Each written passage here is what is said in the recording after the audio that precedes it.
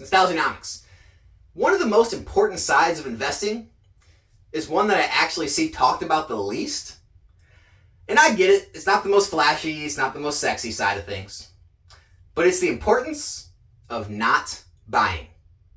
I felt it, I just lost a lot of people right there. For the 4 of you that stuck around, hear me out. Every investment professional in each one of their respective industries go through times where they do not buy. Doesn't matter if you're in real estate. Doesn't matter if you're managing a fund on Wall Street. It doesn't even matter if you're investing in alternative assets such as collectibles. There comes a time when the market conditions aren't right for moving money into. And so what do? You sit on some cash, right? You keep the powder dry.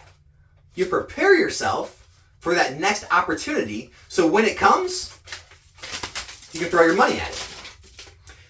And that's the biggest issue I see right now that a lot of people may be missing, is they're not keeping enough powder dry, right? So it's nowhere near as bad as what we used to see in 2019, 2020, where everyone was, Pokemon to the moon, I'm throwing everything I have at it, I'm going to be a millionaire, get rich quick, max out the credit cards, let's go. It's not that anymore. I actually see people being a lot more responsible nowadays. They're coming up with budgets, they have their lives together, they have their bills paid, and they have a budget set aside of exactly how much money they can allocate to Pokemon or collectibles each month to collect or invest in. And that's great. That's where we want to be. That's healthy. The other side of that, though, they're still spending like they're in Congress, right? So if someone budgets $500 a month, you better believe it. Most people, by the 31st of that month, back to zero. Next month, another $500, it's all getting spent again and again and again. And what happens is, an opportunity arises, right? A flash sale on eBay or TCG Player. The market got something wrong, and now it's way lower, and you can get in. A reprint happens, and now you can get in. No money on the sidelines. What do? Max out those credit cards again? Hope that things go up and you can realize those gains before the credit cards bills do? Do you start selling off your investment that you have, right, before it reaches its maturity? Do you sell it off? Do you eat those shipping and those fees, however you sell, and move that money into a new investment, hoping it does better than the one you were holding? What do? And that's what I see the biggest mistake people are making right now. Now, I get it. My flipper friends out there, they're cringing right now. You're probably texting a comment right now as we speak. So here, just stop for a second, hear me out. There's always opportunities in every market. It's like talking to a day trader on Wall Street. Of course, whether the market's up, whether the market's down, there's always opportunity to make money. Same way with Pokemon. If you look hard enough, you will find opportunities. The issue with those opportunities are, a lot of times, they disappear very quickly. And if you aren't quick enough, if you don't get in and you don't make those plays and make those profits, you can actually get caught holding the bag. You can miss those opportunities. And what I'm talking about here is going to be long-term mindset, long-term investing. And those aren't the kind of plays that you want to take if you're looking to invest long-term. And so sometimes the most important thing is to keep money on the sidelines. Think about this. For that person that's spending that $500 every single month, what are they buying? Are they just buying to buy? Are they actually finding the best entry points? Are they actually finding deals? Or are they just saying to themselves, well, I got 500, I might as well spend it on something. Whereas on the flip side, what if you were putting that $500 aside each month? And then the next month came, you got 1,000. The third month, now you got 1,500. And then, oh look, Chilling Reign boxes are suddenly at $480 a case. I think I'll buy 3 of those. I think this is a very low downside risk, very high upside potential. I found a play. What happened? Well, less than a year later, you've almost made 100% on your money. That happens. Those are out there, right? Those plays come. If we're looking at the current state of the market, let's look at it. We got Scarlet and Violet. Lackluster set. It's a base set, I get it, but it's very heavily printed in my opinion. If you look at all around at all the sellers on eBay or TCG Player, they have tons and tons of boxes and cases available. When the set came out, it was trending at $125 to $135 a box. The cases were mid sevens to high sevens, almost $800.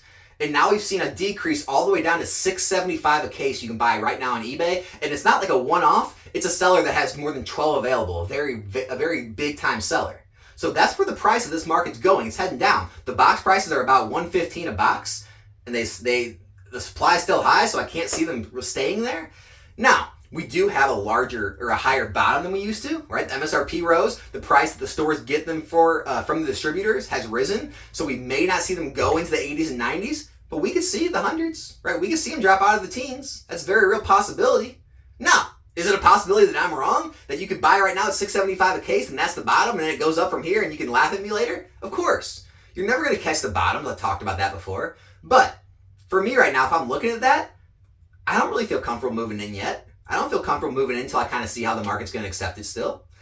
Let's look at Sword and Shield, right? What are you going to do with Sword and Shield? You don't know which reprints are coming. You know reprints are coming. They've kind of said that. We've heard rumors. People have talked about it, but you don't know which sets yet. And so are you going to roll the dice and kind of gamble and just buy random sets and hope it doesn't get reprinted? And then if it does, you're immediately down maybe 20, 30, 40, 50% of your money. And now you have dead money sitting there that I get it. I get you were planning on holding long term, but now you're holding long term on an investment that's actually down. It's kind of like the 2008 housing crisis where you bought a house for 300 grand and now all of a sudden it's worth 200 and you're still making payments like it's worth 300. I get you plan on living in that house and staying there, but it still doesn't feel good. So I agree. In 3, 4, 5, 6 years, I think every Sword and Shield set's going to be higher than it is right now, reprints aside.